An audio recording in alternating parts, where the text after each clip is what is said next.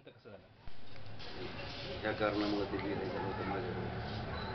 कारण का एका गोष्टीनं माणूस खंगत नाही. बरोबर. एक गोष्ट काही झाली तर तिला डेअरिंग करून माणूस तो डेअरिंग करून त्याला सांभाळत. बरोबर. एका गोष्टीला पण प्रत्येकच जर तुमच्या शरीरावर जर आघात होत असतील तर तो माणूस सावरणार नसतो. बरोबर. त्या पुस्तकामध्ये इतकं डिटेल लिहिलेलं आहे. मला एक कथा सांगा एखाद्या वगनाट्याची, की अशा प्रकारची वगनाट्य असायची. हा सांगतो. त्यातलं एक नाव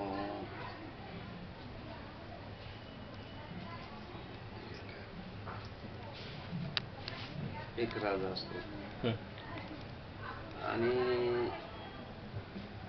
एक त्याला मुलगा होता. मुलगा झाल्यानंतर त्याची राणी वारते. पण मरता मरता ती सांगत असते त्यांना की हा माझा लहान मुलगा मी तुमच्या स्वाधीन करते, याला जीव लावा. मग त्या टायमाला ते तिला वचन देतात. ते वचन दिल्यानंतर ती बाई संपत्ती संपल्यानंतर खरं राजाला ज्यावेळेस कळतं की लेकराचा सांभाळ करायचा तर बापाचं काम आहे की आईचं काम आहे. आईचं काम. आणि आई सोडून गेली या लेकराचं काय करायचं. आता ती लेकरू खेळत राहते ना. योगायोगी असा येतो की राजा दुसरी बायको करतो. दुसरी बायको केल्यानंतर या मुलाला आश्रमात सोडून येत असतात दुसरी बायको. मग त्या राणीच्या सोबत त्यांची ते थोडं स्टेज करायचे काय संसार करा दाखवायला. मग नंतर हा मुलगा ज्यावेळेस येतो ही बाई पाहते की हा एवढा तरुण मुलगा कोणाचा. ती त्याला बोलून घेते. ते बॉल वगैरे खेळतात छोटे कापडाचे. ते जातं त्याच्या महालामध्ये ते घेताना आणि मग तो ती बॉल घेते उचलून आणि तो पोरगा जातो आणायला की माहीत एवढा बॉल माझा आलेला आहे चेंडू तो मला द्या. आणि चेंडू द्या देईल म्हणे पण तुला एक काम करावं लागेल. म्हणजे कोणतं काम. तुला माझ्याबरोबर प्रेम करावं लागेल. तो नाही म्हणतो. नाही म्हणतो तू माझ्या आई सारखी आहे. अरे आई सारखी आई तर नाही ना म्हणायचं उद्देशाचा. आई तर नाही ना. नाही म्हणतो. तो निघून जातो. तो निघून जाताना अडवते. अडवल्यानंतर तो पोरगा शेवटी नाही म्हणून निघूनच जातो. ती म्हणते तू नाही म्हणतो ना मग तुझे हाल कसे करायचे का. मग तो सांगत असतो त्या शब्द रूपी तिथं हा मी कोणाचा हा गीतातून मी कोणाचा मुलगा आहे तुला माहित नाही. मी राजांचा सुपुत्र आहे. तू मला ओळखत नाही. ती म्हणते तू मला ओळखत नाही मी त्याचीच बायको आहे. मला तू माझी आईच आहे तर मग मी करूच कसं काय करू. प्रेक्षकांना त्यावेळेस तुझं भारावून जातात ना. आणि ते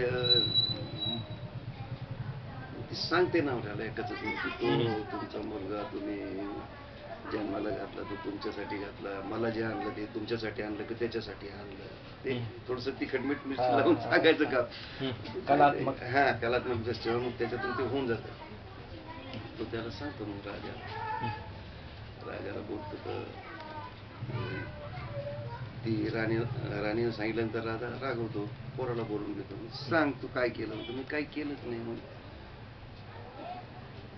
ते तस्कर भास्कर कापणारे ते तस्कर बोलून घेतात आणि याला जंगलात नेऊन मारून टाका असा उद्देश असतो तो. ती म्हणतात यानं काही केलं नाही.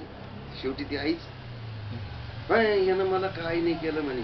फक्त यानं माझ्या शरीराला हात लावले याचे हात तोडा. हात तोडा म्हणजे जा जंगलात नेतात. हात तोडायला तर तिकडे साधू भेटतो. आता तो साधू म्हणल्यानंतर देवरूप दाखवलं आणि ते त्याला म्हणतात की अरे तरी बाबा तुला पाणी प्यायला हात नाही काही नाही. तोडले जातात ते हात. काय करायचं तर म्हणून मी असं असं आहे सेवा करतो. शेवटी ते देवरूपी तू जा गावात जा. गावात गेल्यानंतर मग पुन्हा ते बाई पाहते अरे याला तो हे करून चांगला नेऊन सोडला ते हात तोडून आणि पुन्हा वापस आला. पुन्हा पाहते पुन्हा मग ते तो साधू तिथे जाऊन सांगतो की महाराज या पोराची जर चूक असेल तर याला हात येणार नाही. आणि या बाईची जर चूक असेल जशी झाडाला पालवी फुटते हम्म. तशी याची हात येतील.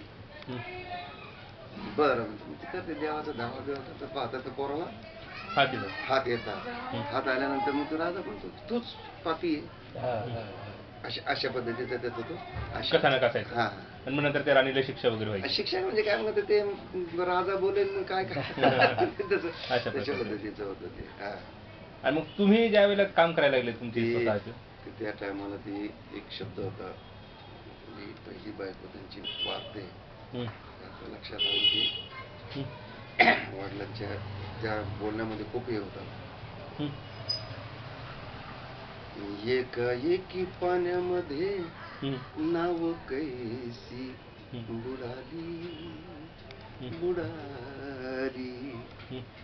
मी धागा राहिलो पतंग घरी उडाली उडाली आता कुठ तुला पाहू ग सुंदरी कुठ तुला पाहू माझ्या आधी स्वर्ग गाठला गेलेस ग. बरोबर. हाच इतिहास वडिलांच्या ज्यावेळेस जीवनामध्ये आला हम्म. माझी आई वारली हेच वाक्य त्यांनी वापरलं. तीच ती तमाशामध्ये नंतर सांगायची.